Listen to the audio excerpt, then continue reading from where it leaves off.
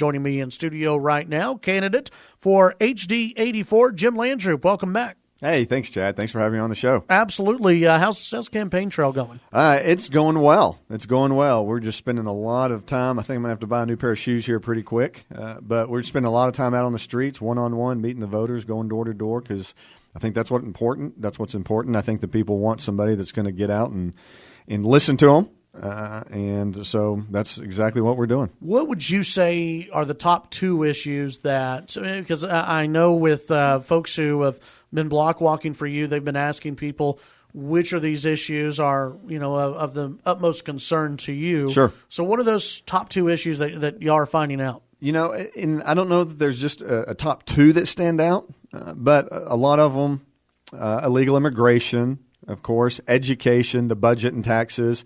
And we've actually heard quite a few religious liberty concerns. And so those are probably, and of course you always hear Second Amendment and things like that as well. So it's really kind of a broad spectrum, and not really just one issue just stands far and away above the rest of them. Right. But we hear, illegal immigration, education, budget, and taxes. Those three, I think, will probably be the top three. This is not your first rodeo running against an incumbent. You've done this before. Yes. So it's tough. Absolutely. You have to convince people, okay, yeah, there's an incumbent, but we need to make a change. And that's, I think, your argument to the voters out there, correct? Correct, yes. So on those issues that you brought up immigration, you brought up religious liberty, and let's kind of tackle those two issues first because those are big issues.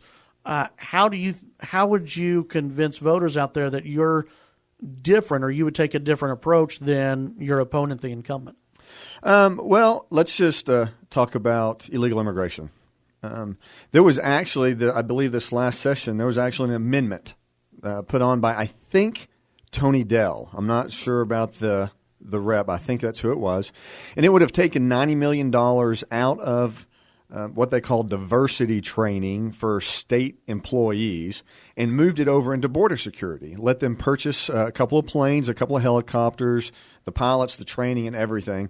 And John voted against that. And he would rather, keep money for diversity training for state employees than securing our border. I would have supported that amendment. I think we need that money to secure our border. I think we need those extra planes. We need those, I don't know if it was drones or helicopters. We need that on our border to secure our border. That's just as far as a specific amendment on a bill, a difference. Well, was that something that was pushed, and I'm talking about the amendment specifically, was that something that was pushed by the governor or lieutenant governor, or was that just someone came up with an idea for extra money? And, was there any pushback, anywhere for not having that extra money? Well, I'm not sure. I know, I think it was Tony Dell that did that. But you look at who supported the bill and who didn't support the bill. All of the highly rated conservatives in the House supported that bill because they know how important border security is. The people that didn't support that bill were the Democrats and the moderate to liberal Republicans, part of that liberal, establishment team up in Austin. They're the ones that voted against it. And so, there was, I think, a push from probably the moderate leadership not to do that for whatever. You would have to ask them the reason behind that. But really, if you look at where the line was drawn and who voted for it and who voted against it, the strong conservatives voted against it.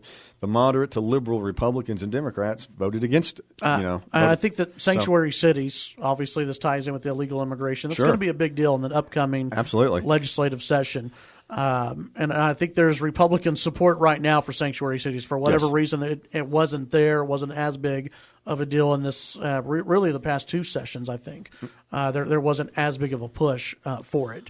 So given that, and with sanctuary cities and with illegal immigration, do you think that those are going to be issues that you that you are different on than the incumbent going into the next session? Well, I tell you, one of the differences, when I was there and I served in the 82nd session, I actually worked on legislation to ban sanctuary cities. It didn't get any traction in that session either.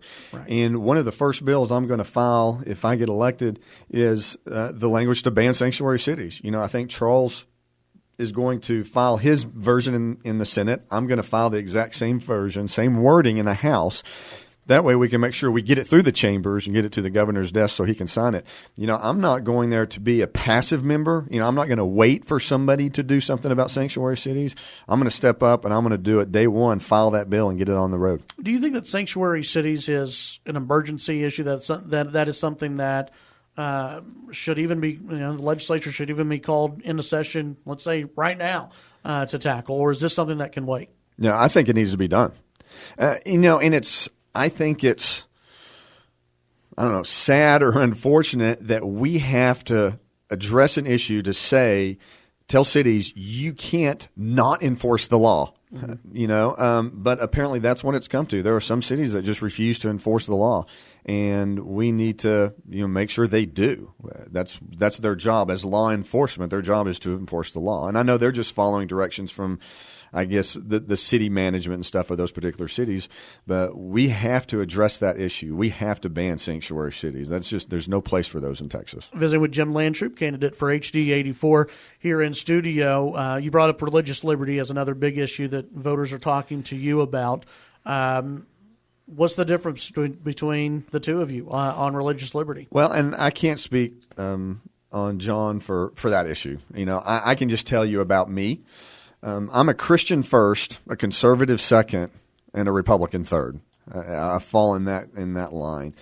As we continue to see the assault, not just in Texas, but nationwide, you can't have nativity scenes in certain areas. You can't have, Greg Abbott stood up for the 10 Commandments on the Capitol because people were coming after that. And we're going to continue to see that. And some of that also has to play into states' rights, just Texas' right to govern themselves and keep Washington out of it.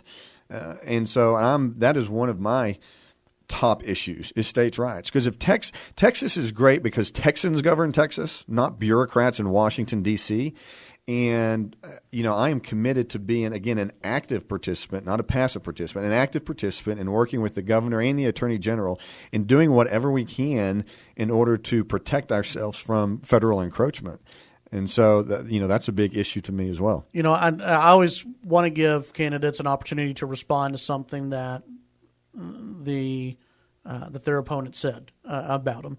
And last time that we had your opponent in studio, and I made reference to your past election in the Plainview area, when you represented the Plainview area, said you were a lawmaker in the Plainview area. He came back and said to be a lawmaker, you have to actually pass a bill and get it signed. Sort of a slam on you for not getting a bill signed when you were an elected official the first time. How do you respond to that? Yeah, and actually it's interesting because I did have a bill, it was House Bill, I believe, 1325. It was about grain elevators because I worked on the Ag Committee. It was something that the Ag Commissioner came to me to carry.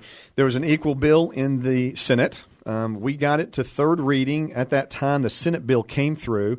And I could have been one of those guys that said, you know what, I want credit for this, so I'm just going to push mine on through and make the Senate vote for mine. But I didn't.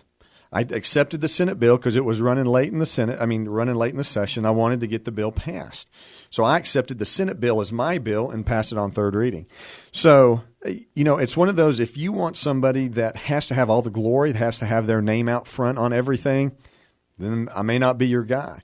What I want to do, I'm going to go down there and I'm going to get things done, and I really don't care if I get the credit or not. You can be very, very effective in the House if you don't care who gets the credit for it. And that's the kind of, I'm going down there to make Lubbock better, to make Texas better. I want opportunities for my kids and hopefully someday grandkids out here as well. And I don't care if I get credit for it. I'm not that kind of guy. I'm the kind of guy that's going to go down there and work hard and get things done, whether I get the credit or not. Visiting with Jim Landtroop, candidate for HD 84. When we come back, we've got many other things to get into, things that will possibly come up in the next session, things that have already come up before. We'll get into all of those and much more. Chad Hasty Show, KFYO. We'll be right back. All right, Chad Hasty Show, News Talk 790 KFYO. Jim Landtroop in studio, running for HD 84. And, Jim, I think a lot of people have made this campaign, and I think you've made this campaign, who's the real conservative? I know I've received flyers and the mailers out there, and both you and your opponent both say, I'm conservative. I'm conservative. So what is it that what is it that voters have to look for as far as you're concerned as to who is the most conservative in this race? Well, and that's easy. Look at the records. I mean, we both have voting records. We've both been there. And it really doesn't matter who you look at, what record you look at, what ranking you look at. Probably the biggest one is the study out of Rice University. They are not a conservative group.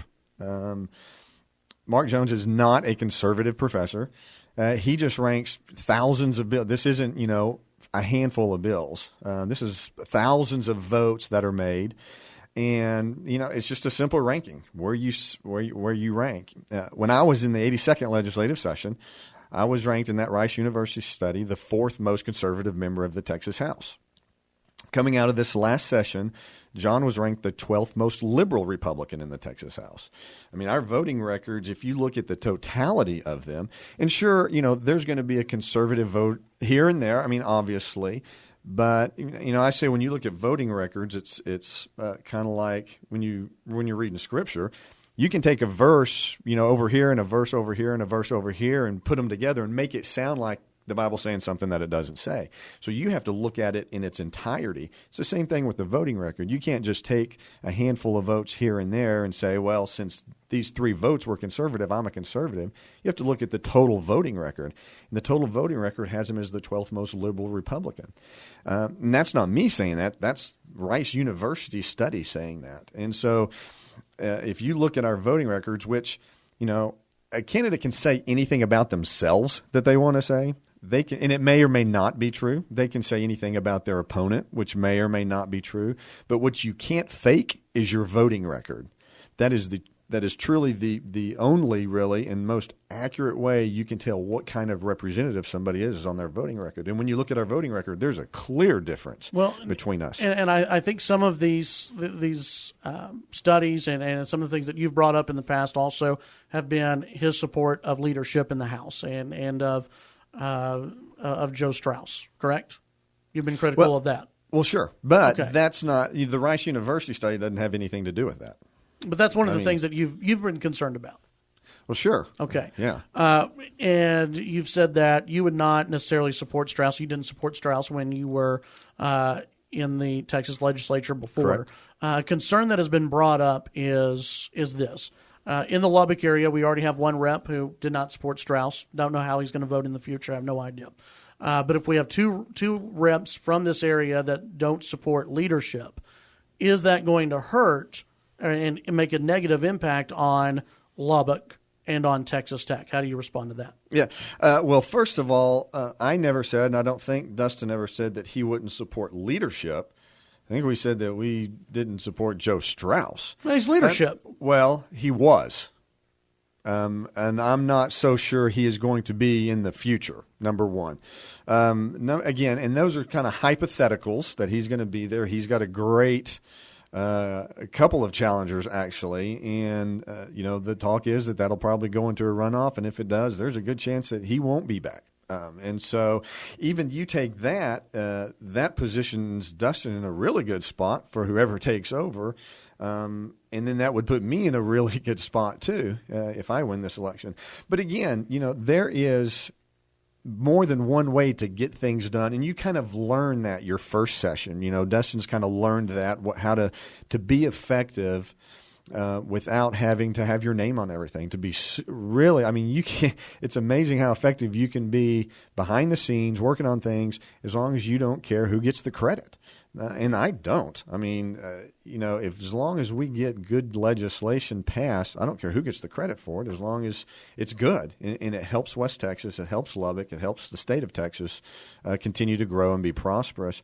And then we got Charles Perry in the Senate, which is a huge advantage because we can lean on that as well. So I don't. The whole leadership thing, I think, is a little blown out of proportion. You can still be very, very effective in the House. Through you just have to be wiser and smarter about it, and you don't have to care who gets the credit. Let me ask you about an issue that came up in the past legislative session, could come up in the future, and that is extra funding for PreK. House and Senate passed it. Governor Abbott, that was one of his main main pushes was funding for PreK. Where do you come down on that issue? Yeah, I'm not a big supporter of that, honestly. And one of the things that concerned me, there was actually, the governor asked for, I think, $130 million, somewhere in that area, for this additional PreK. And there was actually an amendment. There were some caps on some issues. And there was an amendment by a Democrat, Martinez Fisher, that would lift the cap and actually increase the cost to the taxpayers from $130 million to almost $500 million.